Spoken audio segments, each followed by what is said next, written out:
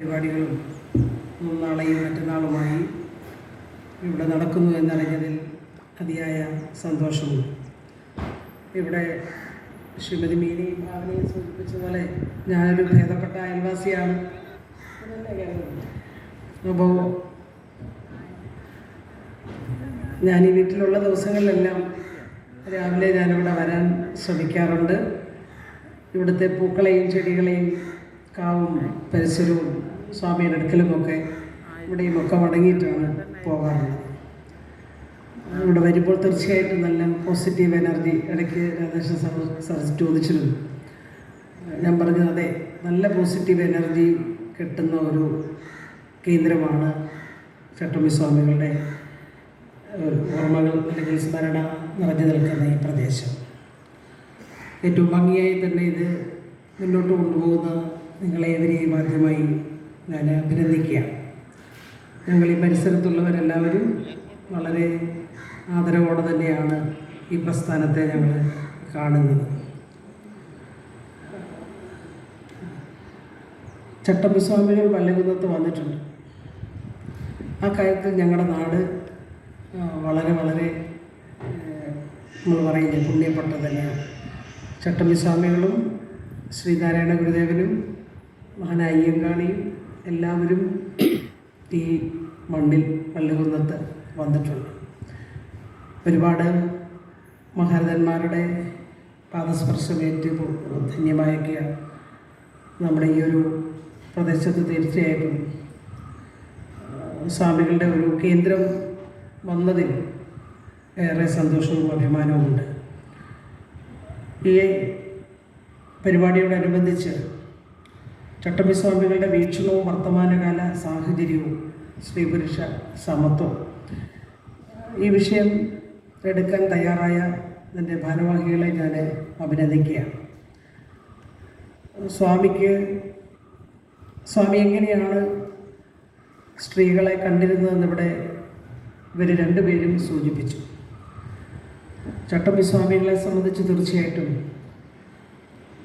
നവോത്ഥാന നായകൻ എന്ന നിലയിൽ അദ്ദേഹം ഈ നാടിന് നൽകിയ മഹത്തായ സംഭാവനകളെ സംബന്ധിച്ച് പുതിയ തലമുറയെ നമുക്ക് പഠിപ്പിക്കേണ്ടതായിട്ടുണ്ട്. തീർച്ചയായിട്ടും നിങ്ങൾക്ക് എല്ലാം അറിയാവുന്ന കാര്യം തന്നെയാണ്. തിരുവനന്തപുരത്തെ സെക്രട്ടേറിയറ്റിൻ്റെ നിർമ്മാണവുമായി ബന്ധപ്പെട്ട് അദ്ദേഹത്തിൻ്റെ പങ്കിനെ സംബന്ധിച്ച് അറിയാമല്ലോ. സെക്രട്ടേറിയറ്റിൻ്റെ തൊട്ട് പുറകിലുള്ള ആ പ്രദേശത്തായിരുന്നു അതിൻ്റെ നിർമ്മാണത്തിന് ആവശ്യമായിട്ടുള്ള കട്ട നിർമ്മിച്ചത്. അവിടമാണ് ചെങ്കൽച്ചൂള എന്ന് അറിയപ്പെടുന്നത്. അവിടെ നിന്ന് കട്ടയും മണ്ണുമൊക്കെ സെക്രട്ടേറിയറ്റിൻ്റെ നിർമ്മാണത്തിനായി കൊണ്ടുവന്ന ഒരുപാട് ചെറുപ്പക്കാരുണ്ടായിരുന്നു. അതിലൊരാളായിരുന്നു പിന്നീട്. അപ്പോൾ ഭരണസിരാ കേന്ദ്രത്തിലെത്തുന്ന ഒരാൾക്ക് ചട്ടമ്പി സ്വാമികളെ വിസ്മരിക്കാൻ കഴിയില്ല. അദ്ദേഹത്തിൻ്റെ കൂടി അധ്വാനവും വിയർപ്പുമൊക്കെ ആ സൗധം പണിയുന്നത് ജനാധിപത്യത്തിൻ്റെ ശ്രീകോവിലെന്ന് നമ്മൾ വിശേഷിപ്പിക്കുന്ന അത് നിർമ്മിക്കുന്നതിന് ഉണ്ടായിട്ടുണ്ട് എന്നതിൽ തീർച്ചയായിട്ടും നമുക്കേറെ അഭിമാനമുള്ള കാര്യമാണ്. പിന്നെ ഇവിടെ ഭാവന പറഞ്ഞ അഭിപ്രായത്തോട് ഞാൻ പൂർണ്ണമായും യോജിക്കുകയാണ്. സ്ത്രീകളുമായി ബന്ധപ്പെട്ട് അപ്പോൾ നമുക്കെല്ലാം അറിയാവുന്നതുപോലെ ഈ പുരാണ ഇതിഹാസങ്ങളെല്ലാം സംസ്കൃതത്തിലായിരുന്നു. അത് സാധാരണക്കാർക്ക് പ്രാപ്യമാക്കുന്ന രൂപത്തിലാക്കി തീർച്ചത് എഴുത്തച്ഛനായിരുന്നെങ്കിൽ വേദങ്ങളും ഉപനിഷത്തുകളുമൊക്കെ ശൂദ്രർക്കും സ്ത്രീകൾക്കുമെല്ലാം പ്രാപ്യമാക്കിയത് ചട്ടമ്പി സ്വാമികൾ. അതിൻ്റെ പിന്നിൽ ഏറ്റവും വലിയ പരിശ്രമം നടത്തിയ ചട്ടമ്പി സ്വാമികൾ തന്നെയാണ്. അതിൽ സാധാരണ ഞങ്ങളെക്കുറിച്ച് പറയുന്നത് സ്ത്രീകൾ അബലകളാണ്, ചപലകളാണ് എന്നെല്ലാമാണ്. പക്ഷെ പ്രബലകളാണെന്നുള്ള പദം ഉപയോഗിച്ചത് ചട്ടമ്പി സ്വാമികൾ. ആ വാക്ക് വളരെ പ്രധാനപ്പെട്ട സ്ത്രീകൾ പ്രബലകളാണ്. അത് ഞങ്ങൾക്ക് അഭിമാനത്തോടാണ് ഞങ്ങളെ കാണുന്നത്. ഞങ്ങൾ ചപലകളും അബലകളും ശേഷിയില്ലാത്തവരൊന്നുമല്ല, ഞങ്ങൾ പ്രബലകൾ തന്നെയാണ്. അപ്പോൾ എത്ര ഷാർപ്പായിട്ടുള്ള എന്തൊരു മനോഹരമായ പദമാണ് അദ്ദേഹം ഉപയോഗിച്ചത്. അപ്പോൾ സ്ത്രീകൾക്ക് ഇതെല്ലാം പഠിക്കാമോ? വേദങ്ങളും ഉപനിഷത്തുകളും ഒക്കെ സ്ത്രീകൾക്ക് പഠിക്കാമോ? അതും വളരെ സമർത്ഥമായി പറ്റും. അതിനെയൊക്കെ അദ്ദേഹം ഖണ്ഡിച്ചിട്ടുണ്ട്. അപ്പോൾ അദ്ദേഹം ഗാർഗിയെയും മൈത്രിയെയും ആ കാലത്ത് യാജ്ഞവൽക്കൻ്റെ സദസ്സിൽ തർക്കിച്ചിരുന്ന ഗാർഗിയെയും അതുപോലെ മൈത്രിയെയും ഒക്കെ അദ്ദേഹം ഉദ്ധരിച്ചുകൊണ്ട് പറഞ്ഞിട്ടുണ്ട്. നിങ്ങൾ പറയുന്ന പോലൊന്നുമല്ല, ഇതെല്ലാം പഠിക്കാൻ കേൾപ്പുള്ളവൾ തന്നെയാണ് സ്ത്രീ, അവളിതെല്ലാം പഠിച്ചിട്ടുമുണ്ട്. അപ്പോൾ ഇത് ഇന്നൊന്ന് പറഞ്ഞ കാര്യമല്ല, ഒരു നൂറ്റാണ്ടിന് മുമ്പാണ് അദ്ദേഹം ഈ കാര്യങ്ങളെല്ലാം ഈ സമൂഹത്തോട് പറഞ്ഞത്. ഇന്ന് അദ്ദേഹം പറഞ്ഞത്, അല്ലെങ്കിൽ അദ്ദേഹം മറ്റു പുരുഷനെക്കുറിച്ച് പറഞ്ഞത് ഭാവന പറഞ്ഞുകൊണ്ട് ഞാൻ ആവർത്തിക്കുന്നില്ല. പുരുഷനിങ്ങനെ ഈ പറയുന്ന ഇല്ലാത്ത കഴിവുണ്ടെന്ന് പറഞ്ഞ് ആക്രോശിച്ച് ബഹളം വെച്ച് എല്ലാം നടക്കുന്നത് സ്ത്രീയുടെ വിനയഭാവവും അവൾ എന്തിനാണ് ഇതിനെല്ലാം പോകുന്നതെന്നുള്ള അവളുടെ ഒരു തോന്നലുമാണ്. പുരുഷൻ നിങ്ങളെ സ്ത്രീകളെ എല്ലാം നിങ്ങളെ ഇങ്ങനെ ആക്രമിച്ച് ഇടിച്ച് തകർത്ത് മുന്നോട്ട് കൊണ്ടുപോകുന്നത് നിങ്ങളുടെ സ്വതസിദ്ധമായിട്ടുള്ള നിങ്ങളുടെ ഒരു വിനയഭാവവും, നിങ്ങൾ ഈ ആവശ്യമില്ലാത്ത കുത്തിത്തിരിപ്പിനും പ്രശ്നത്തിന് എന്തിനാണ് പോകുന്നത് എന്ന് പറയുമ്പോഴാണ് പുരുഷന്മാർ ഇല്ലെങ്കിലും ശേഷിയില്ലെങ്കിലും ഉണ്ടെന്ന് ഭാവിച്ച് സ്ത്രീയെ ഇങ്ങനെ അടുക്കളയുടെ ചൂരികൾക്കുള്ളിൽ തന്നെ തളച്ചിട്ട് നീ അവിടെ കിടന്നാൽ മതി എന്ന് തീരുമാനിക്കുന്നത്. അപ്പോൾ അദ്ദേഹം പറഞ്ഞിട്ടുണ്ട്, അങ്ങനെ കിടക്കേണ്ടവളല്ല നിങ്ങൾ ഇവിടെ നിന്നെല്ലാം നിങ്ങൾ ഉയർത്തെഴുന്നേൽക്കേണ്ടതാണ്. അതിന് നിങ്ങൾക്ക് കഴിയും. നിങ്ങളുടെ ശേഷി ഏറ്റവും നന്നായി നിങ്ങൾ വിനിയോഗിക്കണം. നിങ്ങളുടെ ഉള്ളിലുള്ള കഴിവ്, നിങ്ങൾക്ക് കഴിവില്ലെന്ന് പറയുന്നത് തെറ്റാണ്, നിങ്ങൾക്കുണ്ട് കഴിവ്. ആ കഴിവിനെ നിങ്ങൾ പരിപോഷിപ്പിക്കണം. അത് പ്രോലിഫറേറ്റ് ചെയ്തെങ്കിലേ നമുക്ക് മുന്നോട്ട് പോകാൻ കഴിയും. അപ്പോൾ ഞങ്ങളെക്കൊണ്ട് ഇതൊന്നും പറ്റില്ല, ഞങ്ങൾ ഇത്രയൊക്കെ മതി. അപ്പോൾ അദ്ദേഹം പറയുന്നത് നിങ്ങൾ അവിടെ നിൽക്കാൻ പാടില്ല. അപ്പോൾ നിങ്ങൾ ഒട്ടും മോശക്കാരല്ല, നിങ്ങൾക്ക് ഈ സമൂഹത്തിൽ നിങ്ങൾ തുല്യതയ്ക്ക് അർഹരാണ്. അത് നേടിയെടുക്കുന്നതിന് വേണ്ടിയുള്ള ശക്തമായിട്ടുള്ള പോരാട്ടം നടത്തണം എന്ന അദ്ദേഹത്തിൻ്റെ അഭിപ്രായത്തോട് ഞാൻ പൂർണ്ണമായും യോജിക്കുകയാണ്. കാരണം അദ്ദേഹത്തിൻ്റെ ഒരു നൂറ്റാണ്ട് മുമ്പ് എഴുതിയ ലേഖനം എനിക്ക് നേരത്തെ എൻ്റെ കയ്യിലുണ്ടായിരുന്നു. ആ കോപ്പി ഞാനതിൻ്റെ എനിക്ക് ഇവിടെ നൈശ്ശേരിയ ദേശത്തിൽ ആ കോപ്പി ഉണ്ടായിരുന്നു. അതിനകത്തിലൊക്കെ വളരെ കൃത്യമായിട്ടാണ് അദ്ദേഹം സ്ത്രീപുരുഷ സമത്വത്തെ സംബന്ധിച്ച് സൂചിപ്പിക്കുന്നത്. അപ്പോൾ ഭാവന സംസാരിച്ചപ്പോൾ ഇവിടെ സ്ത്രീ ഒരു കുടുംബം ഏറ്റവും ഭദ്രമാക്കി കൊണ്ടുപോകുന്നതിന് വേണ്ടി അവൾ എടുക്കുന്ന എഫേർട്ടിനെ സംബന്ധിച്ച് ഇവിടെ പറഞ്ഞു. വളരെ ശരിയാണ്. അതായത് സ്ത്രീകളെ നൂറ്റാണ്ടുകൾക്ക് പിന്നിലേക്ക് കൊണ്ടുപോകാൻ തന്നെയാണ് ശ്രമിച്ചിട്ടുള്ളത്. ശരിക്കും സ്ത്രീ ഈ അടുക്കളയുടെ ചുവരുകൾക്കുള്ളിൽ തന്നെ കിടക്കണം, നിങ്ങൾ അവിടെ തന്നെ കിടന്നാൽ മതി. പക്ഷേ നമ്മൾ ചട്ടമ്പി സ്വാമികൾ ആഗ്രഹിച്ചതുപോലെ അങ്ങനെ കിടന്നാൽ പോരാ, നമുക്ക് മുന്നോട്ട് പോയേ മതിയാവുകയാണ്. പക്ഷേ ഇവിടെയാണ് എന്തുമാത്രം സ്ട്രഗിൾ സ്ത്രീകൾ ചെയ്യുന്നു എന്നുള്ളത് നിങ്ങൾ മാധ്യമപ്രവർത്തകർക്കൊക്കെ അറിയാം. സമീപകാലത്ത് SBI ഒരു പഠനം നടത്തുകയുണ്ടായി.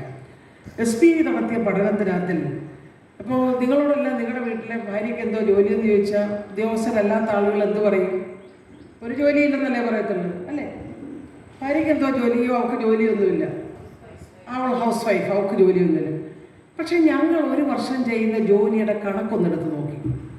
അത് ആ പഠന റിപ്പോർട്ട് വായിച്ച് ഞങ്ങൾ തന്നെ അത്ഭുതപ്പെട്ടു പോയി. സ്ത്രീകൾ ഈ ഒരു വർഷം ചെയ്ത ജോലി SBI നടത്തിയ പഠനത്തിൽ 22.5 ലക്ഷം കോടി രൂപയുടെ ജോലി ചെയ്യുന്നുണ്ട്. GDPയുടെ 7.5%, 22.5 ലക്ഷം കോടി രൂപയുടെ ജോലി. അതെന്തൊക്കെയാണ്? ഭക്ഷണം ഉണ്ടാക്കൽ, പാത്രം കഴുകൽ, വീട് വൃത്തിയാക്കൽ. ഞങ്ങളുടെ ഈ പ്രദേശത്തെ സ്ത്രീകളെക്കുറിച്ച് ഞാൻ പറയും, എൻ്റെയൊക്കെ കുടുംബ വീട് നിൽക്കുന്നത് കുറച്ചുകൂടി അങ്ങോട്ടാണ്, ചേതങ്കര ക്ഷേത്രത്തിൻ്റെ അടുത്താണ്. അപ്പോൾ അവിടെയൊക്കെ ആണെങ്കിൽ പശു കൂടുതലുണ്ട് എല്ലാ വീട്ടിലും. ആ പശുവിനെ നോക്കുന്നത്, ചാണകം വാരുന്നത്, പാല് സൊസൈറ്റി കൊണ്ടുപോകുന്നത്, അതെല്ലാം നോക്കുന്നത് മഹാഭൂരിപക്ഷവും സ്ത്രീകൾ തന്നെയാണ്. ആ ജോലി, അതുപോലെ തന്നെ മക്കളുടെ ട്യൂഷൻ എടുപ്പ്. ഇപ്പോൾ നല്ല പഠിപ്പൊക്കെയുള്ള രക്ഷകർത്താവാണെങ്കിൽ മക്കളെ പഠിപ്പിക്കാൻ വേറെ വിടത്തില്ല, അമ്മ തന്നെ ട്യൂഷൻ എടുക്കും, മക്കളുടെ ട്യൂഷൻ എടുക്കൽ. പിന്നെ ആശുപത്രിയിലെ കൂട്ടിരിപ്പുകാർ, ആശുപത്രിയിൽ കൂട്ടിരിക്കാൻ പോകുന്നത്. അതുപോലെ തന്നെ വീടിൻ്റെ പരിസരത്തുള്ള ചെറിയ ജോലികൾ. ഞാനിവിടെയൊക്കെയുള്ള സ്ത്രീകളെ ഞാൻ ശ്രദ്ധിക്കാറുണ്ട്, ഞാൻ ഉൾപ്പെടെയുള്ള ആളുകൾ. ഇപ്പോൾ സമയം കിട്ടിയാൽ നമ്മൾ തന്നെയല്ലേ ഈ ജോലി അത്യാവശ്യം എല്ലാത്തിനും വെള്ളം ഒഴിക്കുന്നത്, വളമിടുന്നതൊക്കെ ചെയ്യുന്ന ഒരുപാട് സ്ത്രീകളുണ്ട്. ഈ കണക്കെല്ലാം കൂടെ നോക്കിയപ്പോഴാണ് 22.5 ലക്ഷം കോടി രൂപയുടെ ജോലി രാജ്യത്ത് സ്ത്രീകൾ ചെയ്യുന്നുണ്ട്. ആരെങ്കിലും വിശ്വസിക്കുമോ? ഇതിപ്പോൾ ഔദ്യോഗികമായി പുറത്തു വന്ന ഒരു റിപ്പോർട്ടാണ്. അപ്പോൾ ഇത്രയും ജോലി രാജ്യത്ത് സ്ത്രീകൾ ചെയ്യുന്നു, പക്ഷെ അപ്പോഴും അതിൻ്റെ അംഗീകാരം സ്ത്രീകൾക്ക് ലഭിക്കുന്നില്ല. അവിടെയാണ് ഒരു നൂറ്റാണ്ട് കഴിഞ്ഞിട്ടും സ്ത്രീ പുരുഷ സമത്വം എത്രയോ അകലെയാണ് എന്ന് നമുക്ക് പറയേണ്ടി വരുന്നത്. അപ്പോൾ തീരുമാനമെടുക്കുന്ന വേദികളിൽ പോലും സ്ത്രീകളുടെ സ്ഥാനം എവിടെയാണെന്ന് നമ്മൾ കാണുന്നുണ്ട്. അതിൽ ഇന്ത്യയുടെ ഭരണഘടന നിലവിൽ വന്നിട്ട് നമുക്കറിയാമല്ലോ, 1077 വർഷമായി ഭരണഘടന നിലവിൽ വന്നിട്ട്. ഇന്ത്യൻ ഭരണഘടന എഴുതിയുണ്ടാക്കുന്നതിൽ സംഭാവന കൊടുത്ത സ്ത്രീകളെ നമ്മൾ ആദരവോടെ തന്നെയാണ് കാണുന്നത്. പുതിയ തലമുറ അവരെക്കുറിച്ചൊക്കെ പഠിക്കണമെന്ന് അഭിപ്രായക്കാരിയാണ് എനിക്ക്. അപ്പോൾ അതിൽ പങ്കെടുത്തുകൊണ്ട് അന്ന് സ്ത്രീകൾ നടത്തിയ ഒരു ചർച്ച ഉണ്ടായിരുന്നു. അന്ന് പുരുഷന്മാർ ചോദിച്ചു, ഈ ഭരണത്തിൽ നിങ്ങൾക്ക് പങ്കാളിത്തം വേണമല്ലോ, തീരുമാനമെടുക്കുന്ന സ്ഥലങ്ങളിൽ നിങ്ങൾ ഉണ്ടാവണം, അത് സംവരണം, അതിനെ സംബന്ധിച്ചുള്ള നിങ്ങളുടെ അഭിപ്രായം എന്തുവാണെന്ന് ചോദിച്ചപ്പോൾ അന്ന് അവർ പറഞ്ഞ് ഔദാര്യം ഊന്നുവടി ഞങ്ങൾക്ക് ആവശ്യമില്ല. കാരണം ഇന്ത്യൻ സ്വാതന്ത്ര്യ സമരത്തിൽ ഞങ്ങളുടെ സംഭാവന വളരെ വലുതാണ്. ഭരണഘടന ഉണ്ടാക്കുന്നതിൽ ഞങ്ങളുടെ പങ്കുണ്ട്. ഇന്ന് രാജ്യം മുന്നോട്ട് പോകുന്നതിൽ ഞങ്ങളുടെ സംഭാവന ഒട്ടും ചെറുതല്ല. അങ്ങനെ വരുമ്പോൾ ആ ജനാധിപത്യം പൂത്തുലഞ്ഞു കഴിഞ്ഞാൽ, കാരണം രാജ്യത്തിന് സ്വാതന്ത്ര്യം കിട്ടിക്കഴിഞ്ഞാൽ ഇത് താനേ വന്നോളൂ. അങ്ങനെയാണ് അവർ പറഞ്ഞത്. ഈ പ്രയോഗം തന്നെ, ഈ ഊന്നുവടി, സംവരണമെന്ന ഊന്നുവടി ഞങ്ങൾക്ക് വേണ്ട.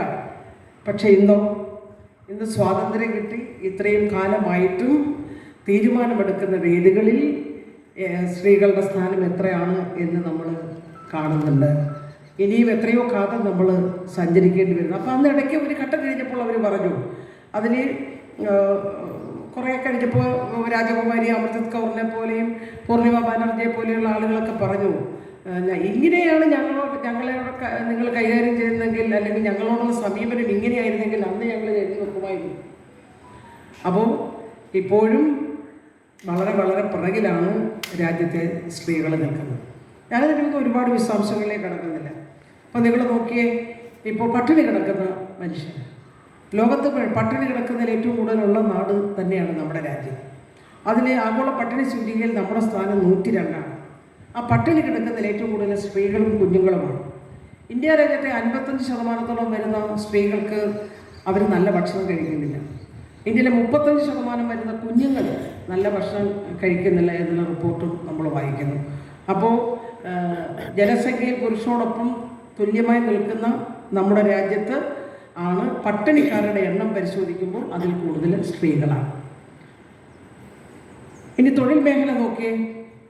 തൊഴിൽ മേഖലയിൽ നമ്മുടെ രാജ്യത്തെ സ്ത്രീകളുടെ പങ്കാളിത്തം എത്രയോ പുറകിലാണ്. അതിൽ തന്നെ സംഘടിത മേഖലയിൽ പണിയെടുക്കുന്നവർ വളരെ കുറവാണ്. മഹാഭൂരിപക്ഷവും അസംഘടിത മേഖലയിലാണ്. ആ അസംഘടിത മേഖലയിൽ പണിയെടുക്കുന്ന സ്ത്രീകൾക്ക് കിട്ടുന്ന ജോലി വളരെ കുറവാണ്, കൂലി വളരെ കുറവാണ്.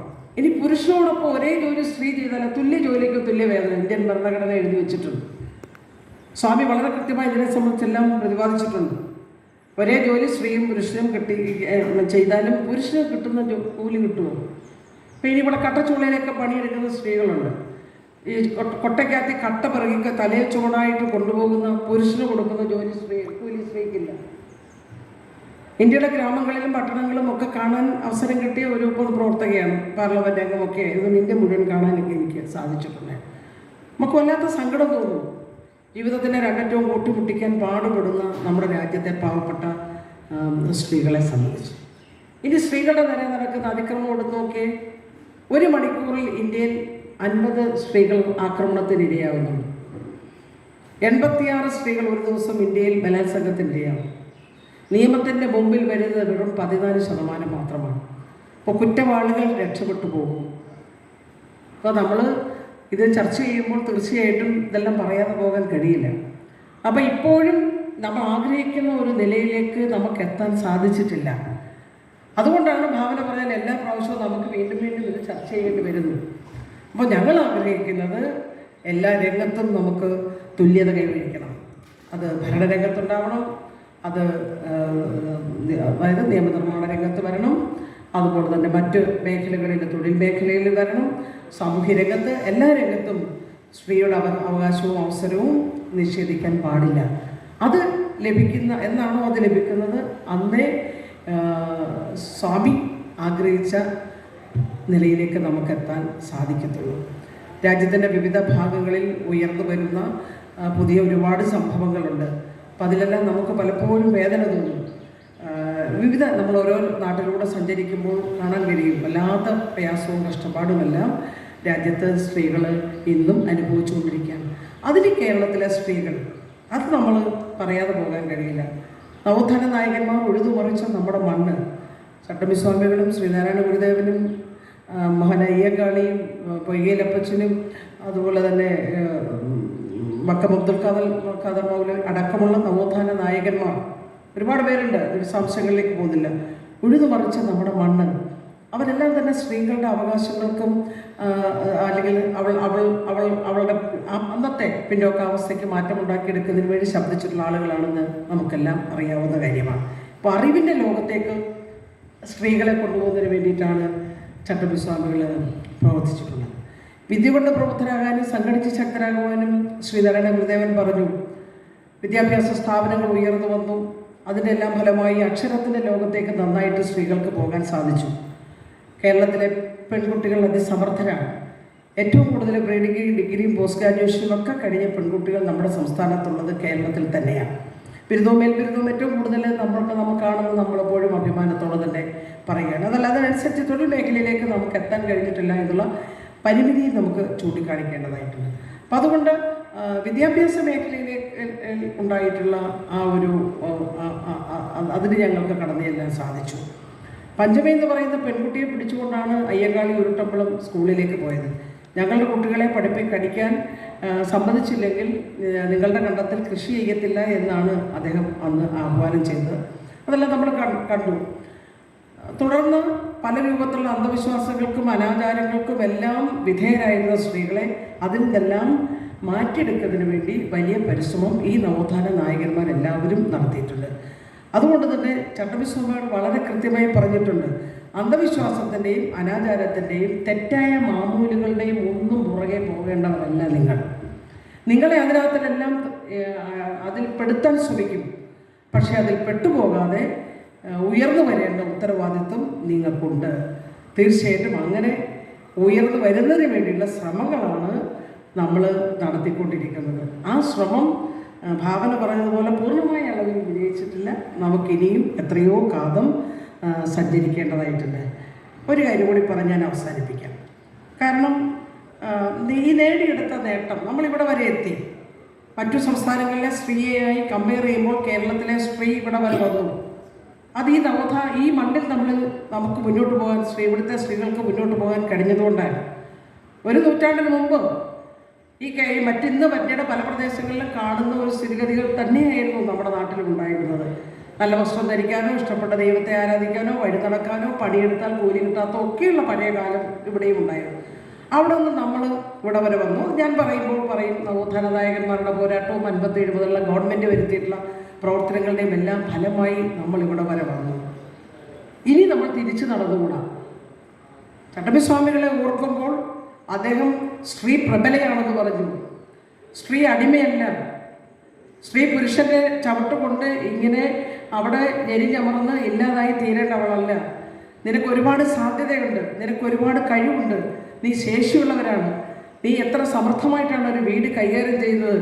പുരുഷനെക്കുറിച്ച് അദ്ദേഹം പറഞ്ഞത് ഈ പുസ്തകത്തിനകത്തിലുണ്ട്. ഇങ്ങനെ തായാടി അലഞ്ഞു തിരിഞ്ഞൊക്കെ നടക്കുന്നവരെന്നാണ്, അങ്ങനെയാണ് പറഞ്ഞത് അല്ലേ? അലഞ്ഞു തിരിഞ്ഞൊക്കെ നടക്കുന്നവനാണ് പുരുഷൻ. പക്ഷെ നീ അങ്ങനെയല്ല.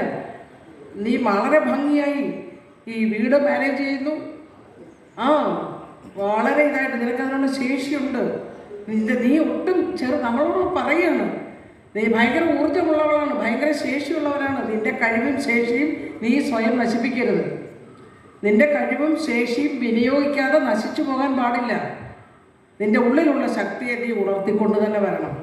അപ്പോൾ നമ്മൾ കാണേണ്ടത് ഈ തെറ്റായിട്ടുള്ള ആശയങ്ങൾ അല്ലെങ്കിൽ അനാചാരം, അന്ധവിശ്വാസം അതെല്ലാം സ്ത്രീകളിൽ കുത്തിച്ചെലുത്താനുള്ള വലിയ ശ്രമം നടക്കുമ്പോൾ അതിനെ നമുക്ക് പ്രതിരോധിക്കാൻ കഴിയണം. നമ്മൾ തിരിഞ്ഞു നടന്നുകൂടാ.